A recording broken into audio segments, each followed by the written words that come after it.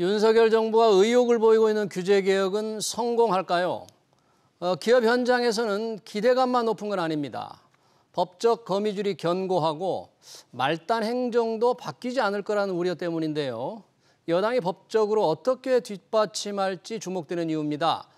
국민의힘의 대표적인 경제통 윤창현 의원 모시고 자세한 계획 들어보겠습니다. 윤창현 의원은 국민의힘 가상자산특별위원회 위원장도 맡고 있죠. 요동치는 가상자산 시장에서 투자자 보호 대책까지 들어보겠습니다. 의원님 어서 오십시오. 네, 안녕하십니까. 네, 반갑습니다. 자, 윤석열 대통령 규제 개혁, 규제 철폐 의욕을 보이고 있는데 매년 정부가 매년은 아니죠. 정부가 새 정부가 출범할 때마다 규제 개혁을 외치는데 뭔가 성공을 거두지 못하는 것 같아요. 전 정부도 그랬잖아요. 왜 그럴까요? 제가 규제개혁위원회도 이제 한번 위원으로서 이제 재직을 한 적도 있고 역할을 했는데 이 규제 갖고 뭐나 비슷하냐면은 잡초랑 비슷해요. 잡초. 내버려둬도 계속 자라는. 그럼 여태까지 이제 많이 자랐잖아요. 그럼 이제 들어와서 뽑아요. 그리고서 이제 새로 자라는 건 내비두는 거죠. 뽑으면 그걸 끝나는 게 새로 또 자라니까. 새로 자라는 거를 컨트롤해야 되는데. 새로 생기는 규제를 새로 생기는 규제도 엄청 많은데 지금 이 문재인 정부도 2017년 1000건이 생겼고 2020년에는 1500건이 생겼습니다. 새로 생긴 규제. 새로 생긴 게. 그런데 이제 규제 샌드박스로 한 630건 풀어줬고 그리고 제도까지 합치면 한 130건 풀어줬고. 그러니까 이제 잡초를 뽑긴 뽑았는데 더 많이 자란 거죠. 그러니까 자라는 부분도 컨트롤하면서 기존에 자란 잡초를 뽑는 이 두 가지가 돼야 되는데 두 가지가 조화를 못 이루니까 처음에 뽑다가 나중에는 자라고 나서 또 뒤돌아보면 엄청나게 규제가 생겨 있는 이런 상황이죠. 그러니까요. 뭐 전봇대를 뽑겠다 하고 앞에서는 뽑았는데 뒤에서 생기는 그 막 새로운 규제들은 또 제대로 컨트롤 못하니까 결과적으로는 기업이 볼 때는 뭐 규제 개혁한다는 게 한 게 뭐 있냐 이런 불만이 높은 거죠. 그렇죠. 부분이고 또 하나는 이제 정부에서 이제 입법을 하면은 규제 개혁위원회에서 심사를 받는데 의원 입법을 하는 것도 규제 개혁 심사를 안 받아요. 의원들만 그걸 빠져나가고 있어요? 빠져나가는 개념이죠. 말하자면. 그래서 이제 어떤 거는 정부가 규제 같은 거 하고 싶으면 의원한테 이렇게 주는 거죠, 법안을. 그래요? 그래서 그 법안을 이제 의원 입법으로 통과시키면 좀 부끄러운 얘기나만 청부 입법이라고 그럽니다. 청부 입법. 조금 단어가 별로 안 좋은데 청부. 어떤 데는 조금 필요한 경우도 있기 때문에 뭐 그걸 일률적으로 나쁘다고 할 수는 없지만 그 규제 영향 심사를 안 받으니까 거기서 또 규제가 많이 생기죠. 의원 입법도 좀 규제 영향 평가, 규제 영향 심사를 좀 하시면 되잖아요. 그렇죠. 그런 법안이 이제 발의는 된 적이 있는데 통과가 잘 안 되더라고요. 지난번에도 20대 때도. 그래요. 자기들 거는 통과를 안 시키는 거군요. 이 방금 법적인 문제를 말씀하셨는데 이 기업 규제를 윤석열 대통령 기업들의 발목에 걸린 모래주머니다 이런 얘기를 하셨잖아요. 맞습니다. 그러니까 법적으로 규제가 워낙 많으니까 아무리 규제한다고 해도 잘 되지 않아요. 법적 규제, 법적으로 규제하고 있는 것들 어째 대표적인 거 뭐를 들 수 있어요? 수도권 규제 같은 것도 상당히 많죠. 수도권 규제. 예를 들어 수도권의 대학 정원 같은 거 함부로 못 건드린다든가 또는 뭐 경제활동 위축시키는 CEO에 대한 처벌 규정 같은 거. CEO들 처벌 규정. 우리나라가 참 조금 이제 좀 뭐 심한 게 필요하긴 하다고 해서 CEO 대표 이사 처벌 조항을 집어넣었는데 그걸 대충 세보니까 2,200건이 있고 2,200건 그리고 그 처벌 조항에 들어있는 그 형벌 몇 년형에 처한다. 요걸 다 더하면 한 6,000년 정도 된다는 그런 이제 조사가 있습니다. 그래서 다 더한 것도 아닙니다. 그래서 단군이래 지금까지 살아도 안 된다는 얘기인데 사실 조금 과하죠 이런 게. 그래서 하나하나는 필요하다고 넣어놨는데 합쳐놓고 보면 너무 심한 겁니다. 그리고 뭐 중대재해처벌법에 대해서도 조금 얘기가 있고 금산분리 문제라든가 노동 관련 규제, 교육 관련 규제, 뭐 아주 환경 관련 규제, 뭐 어마어마하죠. 뭐 CEO들 형벌 관련된 거는 CEO들이 직접 영향을 받는 거니까 굉장히 민감할 것 같은데 그런 것들을 조금 완화를 해서 기업인들에게 조금 열심히 뛸 수 있게 해줘야 되는데 또 기업 투자를 좀 많이 하려다 보면은 좀 경영권 방어도 좀 필요하잖아요. 그렇죠. 그런 관련 것도 법으로 조금 우리는 좀 어렵게 돼 있죠. 그렇습니다. 여기 특히 이제 차등 의결권 같은 거, 예를 들어 이제 벤처기업을 창업을 해서 잘 자라면 이제 외부 투자를 자꾸 받거든요. 그 외부 투자를 받으면서 대표이사 지분이 자꾸 줄어드는 거예요. 그러니까 나중에 이제 기업은 컸는데 본인 지분은 조금밖에 안 남으니까 다 밖에다 주다 보니까 나중에 이제 힘이 약화되고 경영권이 이제 방어가 안 되고 이런 경우가 생겨서 미국 같은 데서는 벤처기업에 대해서는 대표이사 지분은 한 보유 지분의 한 10배 정도 의결권을 드린다든가 의결권을 10배나 주는 예를 들어 뭐 5배라든가 이렇게 해서 그 벤처기업 창업하시는 분들에 대해서 경영권을 좀 보호해 드리는데 그게 벤처기업 창업하신 분한테 특혜를 준다 이렇게만 얘기할 게 아니라 그런 조항이 있으면은 새로 창업하는 분이 자신의 경영권이 희석될 이유가 없다라고 보면서 열심히 자금도 유치하고 노력을 하시거든요.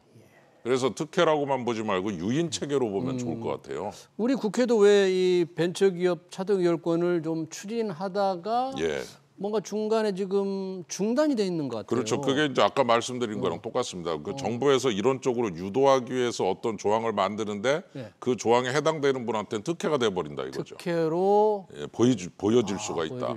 근데 특혜로 보여주는 거를 뒤집으면 그게 유인 체계거든요. 유인 체계다. 그래서 좀 그분들도 그렇게 하면서 좀 이득을 얻게 이렇게 만들어 드려야 될 유인 체계적 관점을 그 해당되는 분한테 특혜를 드린다라고만 얘기를 해버리면 우리는 이제 아무런 유인책을 만들 수가 없는 거니까 좀 실리적 접근이 필요하지 않느냐 그런 생각이 듭니다.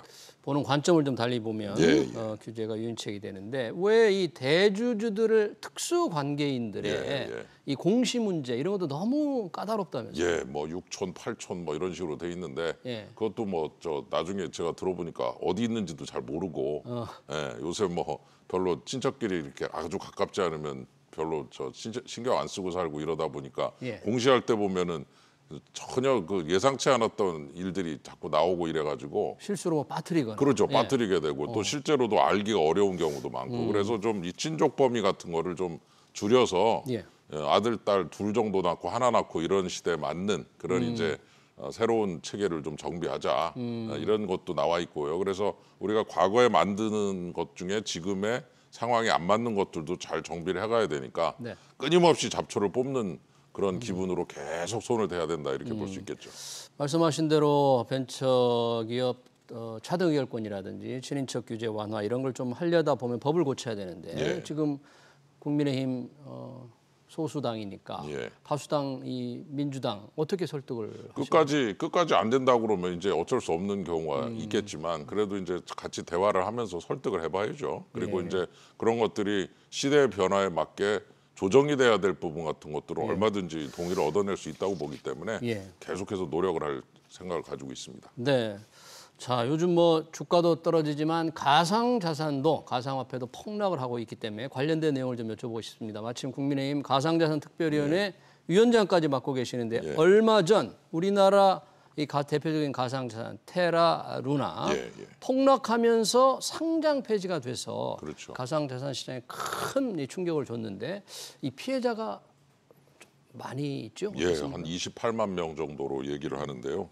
참 이거 걱정이 많이 됩니다. 그러니까 지금 한 시가총액 한 전 세계적으로 58조 정도 증발을 했다라고 알려져 있고 이것이 이제 내적인 결함도 있고 외적인 충격도 있고 그래서 이게 떨어졌는데 그리고 나서 가상자산이 전반적으로 아주 신뢰를 잃으면서 시장이 상당히 지금 위축돼 있어서 이 부분에 대해서 좀 상당한 그런 조치가 필요한 아주 어려운 상황에 지금 직면하고 있다 이렇게 볼 수 있겠습니다. 네, 테라 루나 외에도 또 다른 어떤 피해 그런 상황이 좀 있습니까? 그러니까 그 믿었던 그 가상화폐 테라 루나가 폭락을 하는 걸 보면서 이제 신뢰를 좀 잃고 자신감을 잃고 미래에 대한 기대도 무너지니까 이제는 이렇게 거래도 좀 잘 안 되고 떨어지고 그래서 이게 단순하게 해당 종목에만 국한된 문제가 아니라 전 종목에 영향을 주고 있는 것 같아요. 그래서 지금 상당히 좀 시장이 어려운 상황에 처해 있다 이렇게 볼 수 있습니다. 시장 자체가 굉장히 어려운데 이 가상자산 시장을 바라보는 정부의 눈 과연 어떻게 해야 되느냐? 투명해야 되냐? 공정해야 되느냐? 뭐 필요한 제도도 없는 것 같고 제도가 없으니까 규제도 제대로 안 되는 것 같고 지금 상황이 어떻습니까? 가상자산 시장. 그러니까 지금 이제 과거 2018년에 화폐도 아니고 자산도 아니다 그래가지고 이렇게 밀어버렸어요. 제도권과 비제도권의 중간 정도에. 그래놓고서 이제 막 커버리니까 지금 다시 제도권으로 모셔드리려고 그러니 그 사이에 커버린 거에 있다 보니 아주 복잡한 문제가 게재돼 있고 예. 거래소들도 여러 개가 있는데 각각 따로따로 규율을 하고 있고 예. 그러다 보니까 왜 이 거래소하고 저 거래소가 다르게 규율을 하느냐?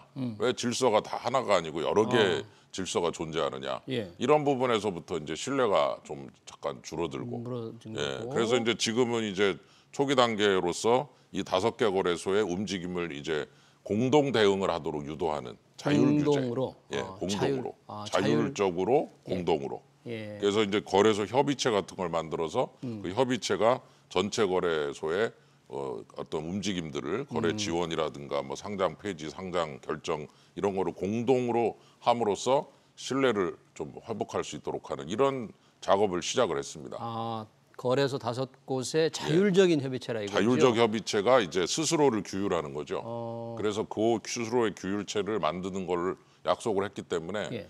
과거에 비해서는 이제 계속해서 질서가 좀 더 강화될 것 같다. 그럼 이런 자율 규제는 그 내용에는 어떤 것들이 예를 들어 아까 말씀드린 대로 거래가 이제 상장이 될 때 누구는 되고 누구는 안 되고가 아니라 공통으로 심사라는 거죠. 공통 심사를 예. 한다. 그다음에 이제 또 거래되고 있는 종목을 계속해서 심사를 해서 문제가 있는 종목은 같이 폐지를 하는 거죠. 문제가 있으면 폐지한다. 같이 폐지하고. 같이 함께 폐지시킨다. 그렇죠. 예. 그리고 유의 종목 이상한 게 있으면 같이 유의 종목으로 지정하고. 함께. 예. 그래서 그렇게만 해도 과거에 뭐 들쭉날쭉하던 것들이 일률적으로 정리가 되면 조금 더 투자자들이 좀 안심을 할 수 있고 룰이 바뀌는 경우는 안 생긴다 이런 부분이 있다 이렇게 볼 수 있겠습니다. 거래소가 다르지만 마치 하나의 거래소인 것처럼 공통적인 어떤 규제, 규율. 정부 차원에서는 어떤 제도나 규제를 좀 생각하고 있나요? 예, 지금 이제 특검법이라는 법이 있어서 아주 입법이 좀 미비합니다. 과거에 좀 했었어야 되는데 화폐도 아니고 자산도 아니다 하는 바람에 그냥 밀어놔가지고 이제 안 만들었어요. 네. 지금 이제 디지털 자산 기본법이라는 걸 지금 이제 추진을 하고 있습니다. 디지털 자산 기본법. 예. 네. 그래서 이제 그 기본법 안에 이 산업 코인을 포함한 많은 디지털 자산에 대한 질서를 잡고 규율이나 질서 그리고 동시에 이 분야를 육성할 수 있도록 하는 조항도 좀 집어넣어서 이거를 이제 금융으로 보내버리면 일본 보니까 금융상품으로 지정을 하니까 10개 정도 남고 다 없어졌어요, 코인이. 코인이 다 사라진다. 예, 금융으로 보니까. 금융 규제가 너무 세거든요. 그래서 이제 이 코인 투자하시거나 관련자들은 금융상품으로 지정하는 건 굉장히 싫어하십니다. 그럼 윤 의원님도 이걸 금융상품으로 봐서는 안 되고. 그러면은 너 일본 같이 될 것 같아요. 일본 같이 되면 안 된다. 예, 그래서 좀 살릴 건 살려야 된다는 면에서 제3의 자산으로 제3의 금융도 아니고 실물도 아닌 제3의 자산으로 지정을 아예 해가지고 금융보다는 좀 약간 완화된 규제를 가해야만 되지 지금 와서 금융하고 똑같이 다루게 되면 이제 아마 이 시장이 굉장히 위축이 될 것 같아서 투자자 보호 차원에서도 이 부분을 굉장히 고민을 많이 하고 있습니다.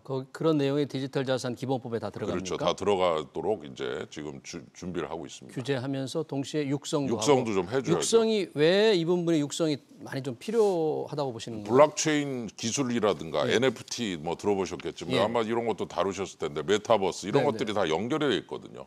그래서 이 코인 시장이 잘 돼야만 이런 NFT 시장, 메타버스 시장, 블록체인이 잘 될 수 있기 때문에 이 연결고리를 감안해서 키울 건 키우자, 규율할 건 규율하자. 이 규율과 지능의 어떤 조화, 이 두 개를 동시에 다뤄야 된다 이렇게 볼 수 있겠습니다. 지금처럼 외면하지 않고 규제할 건 규제하되 투명한 규제하되 또 키울 건 키우겠다. 키울 건 키워야죠. 그런 입장이시군요. 예. 네, 가상자산특별법 관련된 얘기 그리고 여러 가지 제도, 규제 관련한 어떤 법적 장치 등에 대해서 얘기 들어봤습니다. 지금까지 윤창현 국민의힘 의원이었습니다. 윤 의원님 고맙습니다. 감사합니다. 네.